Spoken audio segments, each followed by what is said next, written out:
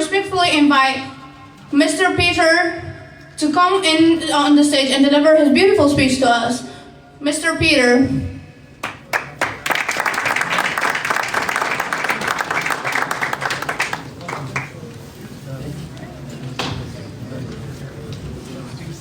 Ladies and gentlemen, thank you for giving me the opportunity to give a few thoughts on the situation in support of the Afghan cricket team. Sport and politics, two very emotive issues in their own right, with many interlocking circles, whether it be who supports which team, whether it be who supports which politics.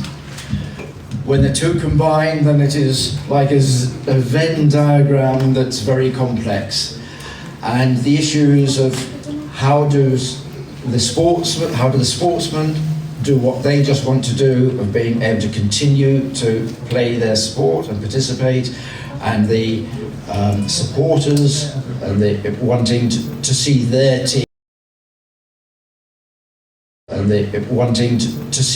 team play and succeed, and trying to fit that in and square it with the politics of the day, and sometimes whether it be national or international politics. I hope that the words I'm going to say will just give a little bit of additional material for those MPs in England and a few other countries who are calling for a boycott of the Afghan team, to think about whether this is the correct response right now, and whether it could be seen in their eyes as to whether an exception could be made to some of the protocols which they are quoting.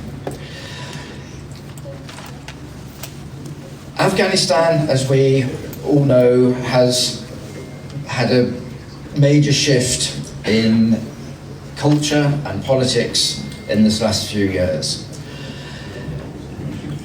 Cricket is, I understand, supported by maybe half the country, and cricket has been very unifying and opening up for people around the world to be able to communicate with each other. The love of cricket, as with the love of any sport, when it's combined with its international tournaments, enables people to become more understanding of one another and to create friendships and camaraderie which transcend a lot of the other differences. At the moment, there are MPs calling for the boycotting of the Afghan team because of the Taliban regime.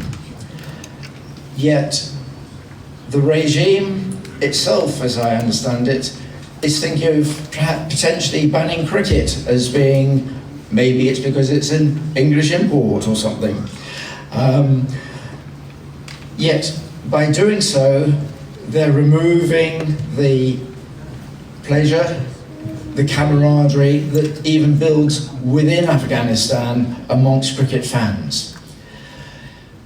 So by the MPs here calling for the ban on the Afghan cricket team, they're potentially helping the ban on cricket in Afghanistan itself.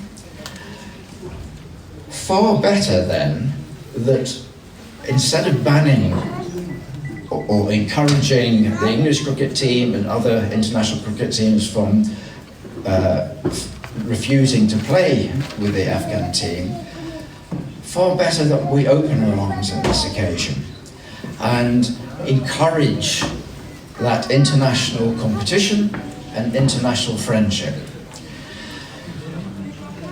It is quoted by some of those calling for the ban that, well, there was a major ban on sport against South Africa at the height of the apartheid regime there. And it's said that that helped to overthrow the regime in South Africa. It's always very difficult to know when to involve sport in politics and when not to. At the moment, we have the terrible situation in Palestine, where Israel has not been banned from sport. So that balance is incredibly difficult to find. There are major changes going on in Afghanistan, and now is the time perhaps to keep the door open for the Afghan people.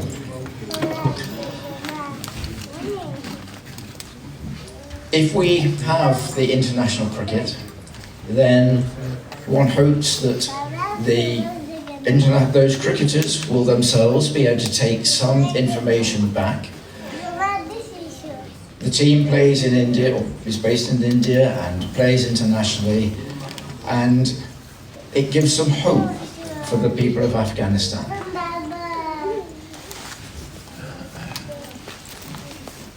It's a very difficult situation, of course, then, for any sportsman.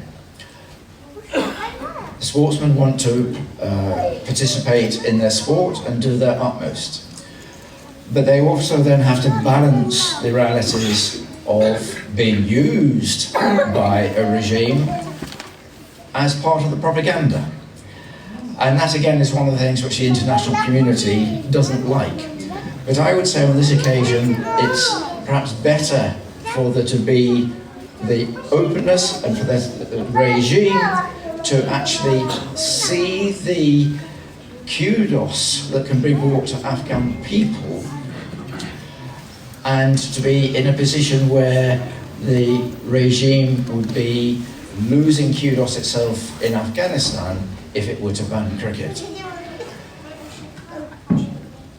It's a strange situation where both the international community, or certain parts of the international community, are calling for the ban on cricket, whilst at the same time the regime which they wish to effect change in is potentially also looking at banning cricket. One of the main issues which comes out of this, of course, is the position of women and girls in Afghan society, and how that has so massively changed with the change of regime. Women are 50% of the population in any country. It's a reality, and any country which does not support the women and girls and their development